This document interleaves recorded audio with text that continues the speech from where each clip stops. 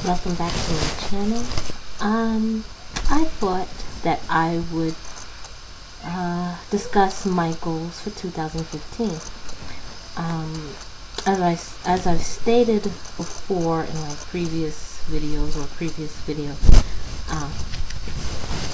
I'm not doing resolutions. Every year when I do resolutions, I never stick to them. I never follow through with carrying them out. So this year I am going to, you'll hear the baby in the background. She's been talking all night long. This year I've decided to set goals for myself, and not necessarily goals that have to be completed this year, but goals at least I will start this year and probably carry through, wherever. Some of them are actually goals that I hope to do to better myself, and therefore will be long lasting, so I think I'll just jump right on in. In a previous video I already mentioned about me doing shadow work. That's one of my goals for this year, to work on myself, and to that aim I will be doing shadow work. I will be doing a lot more affirmations. I would like to create a vision board. Actually, I had planned on doing one like a year or two ago and I never did it. But this year I'm going to do a vision board, and I'm looking at, I have a list here in my book. So, I also want to work on healing or even shadow work with the tarot. There's a book I want to get which deals with tarot shadow work. However, I don't have anything for it right now, so I will be getting that when I can. I also want to work on connecting more with feminine energies, and that has a lot to do with working on a better me as well. I have a few books actually that deal with that. One of them is Awakening Shakti, which I mentioned before in previous videos. I don't remember if I've ever done a review on that book, but I may. Awakening Shakti, you work with different goddesses in the Hindu faith, and there are different energies that they bring forth. And along with that, I will be, like I said, this is also to help me work on shadow work in a way, but also to connect with the dark goddesses. So this book, which I've mentioned previously, have different dark goddesses in different faiths or pantheons. So it's not just one straight, like Awakening Shakti, which is just dealing with Hindu goddesses. This one, and I've already mentioned, it deals with Lilith, Inanna, Pele, Medusa, Kali, Sekhmet, Hecate, and the triple goddess. So I want to connect with, like I said, the feminine energies, divine energies, so both the dark and light energies, I guess you can say. That's also my goal for this year. There are a few things that I want to study this year. I would like to learn more about Hermetics. I would like to learn more about shamanism. I would like to learn more about the Kemetic faith, which I've already started that. So I'm well on my way already. Some other things I would like to do is I want to work on keeping a positive attitude. And I have found lately, especially given this past year, it's been very difficult for me to keep the same kind of positive attitude that I had before.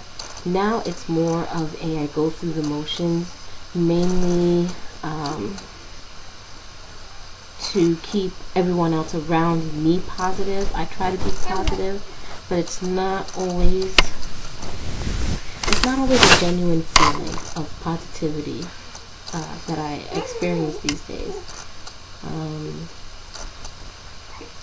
So far this year, although it's only just begun, it's been really good. I'm going to say the end of last year, the beginning of this year has been really good. I think a big step in being able to be more positive has been moving out of our old home. There was just so many things wrong with it. It was just stressful just to think about what needs fixing, where to start, and things like that, to the point where you almost dread just coming home. And of course those energies get locked in the house, so it's, it's sucked in there. So it's like this, everybody's always mad and everybody's always upset and everybody is stressed and everyone takes it out on everybody, and that just continues to feed that negative energy that the house is already perpetuating into everyone. And so I think a big step was moving out of there, moving where we are now, which I absolutely love the house we're in. It's probably a little bit smaller as a whole. I'm trying to think. It might be. Yeah, I think it is. It's a little bit smaller as a whole. But the setup of the house, you really couldn't tell. It's a ranch style, a 1-floor home, much like our previous home. However, I don't know. The whole thing. I think also too, there's so much more light in this house. We have more windows in here, so there's a lot more light that comes into, which I really think helps as well. The colors are bright. The walls, as you can see, they're like a cream color all throughout the house, except for the bathroom that my daughter and stepson have to share. That bathroom has like a wallpaper, which is really nice. I like it a lot. And it's like flowered vines, but it's the colors are very pale, so it's very light as well. And then, so the color scheme we set up in there was like a purple theme, so it's really nice. And our bathroom and our bedroom is like a bluish theme. So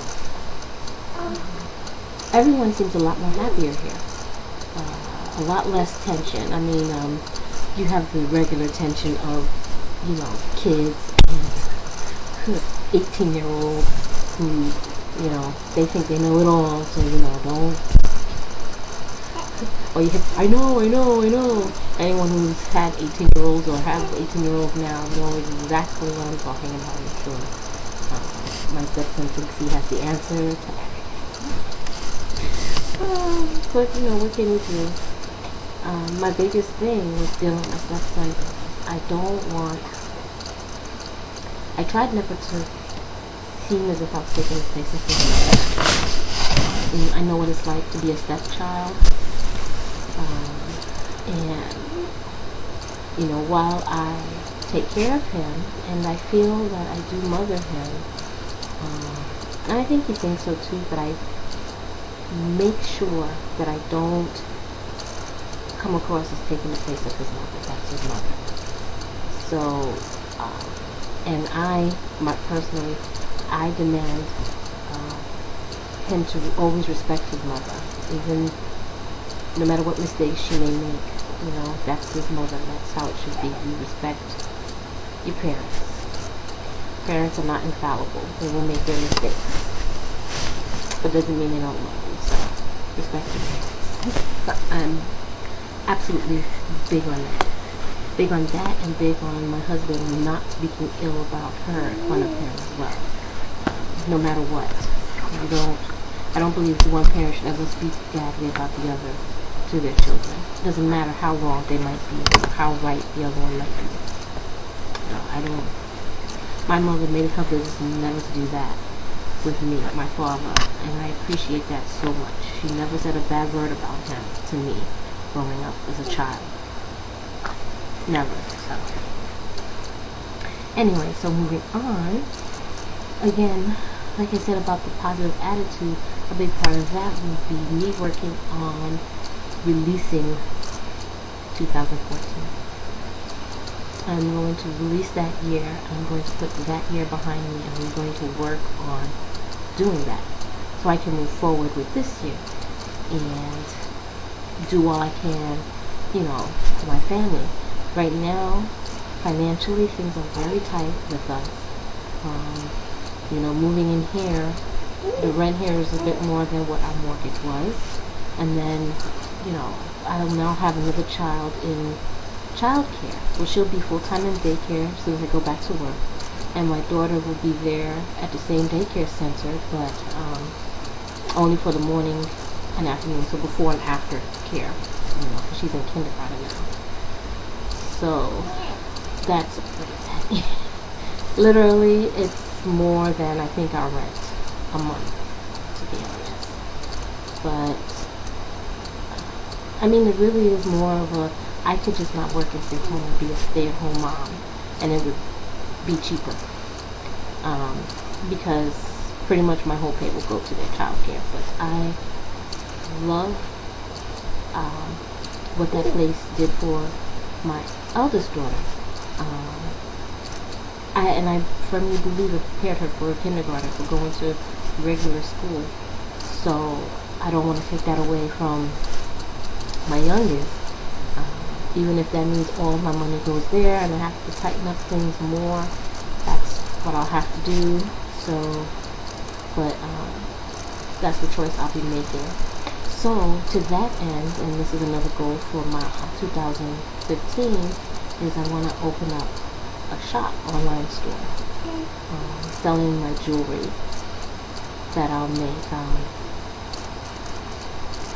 Probably sell pieces that I've already made, but definitely I'll be making more pieces. I'm not at the point where I can say, oh, let me know what you want and I can make it for you. If I don't have the supplies, I can't do that, because I won't have the money to buy more. You know what I mean? So, but and a big chunk of that is also, again, going back to improving myself and doing the shadow work, because a lot of what holds me back from opening up that shop is I feel I doubt myself, and I don't think what I make is good enough. It's not like I'm using 24 karat gold pieces.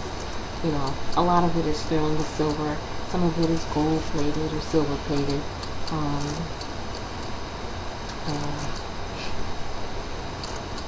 I know I have other names. Gunmetal? No. Well, whatever. Anyways, I'm not using, like, I use crystals and stones, but they're not like,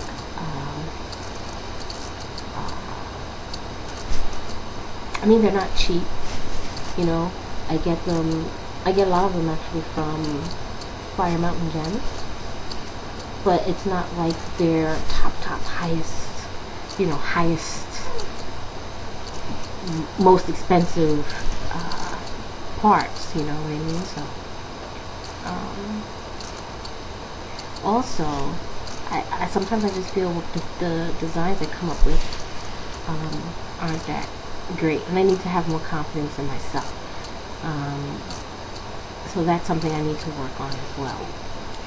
And also, I also want to start writing again. I haven't really written, not seriously, in over a year. And I want to get back to that because I enjoy writing. I love writing. And who knows, maybe if I can finish that first novel, maybe I will try to get it published, even if it's like self-published. You can self-publish a lot nowadays. When I first started writing it, you could self-publish, but there really wasn't, one, much of a market for it. Two, wasn't as easy. Now I think you could self-publish on Amazon.com. Actually, my best friend, she wrote a book and she self-published on Amazon. So I think that's what I'll do. I'm not writing with the intent to publish, and I think maybe that's part of the thing. That's part of why I'm hesitant, why I don't think it's good enough, is because I feel it's not good. Maybe it's because I'm not writing with the intent to publish. I don't know. Maybe subsequent books that I write, I'll write with that in mind. But well, anyways, whatever. Mostly though, I need to work on improving me. That's big, top of my list, along with releasing 2014.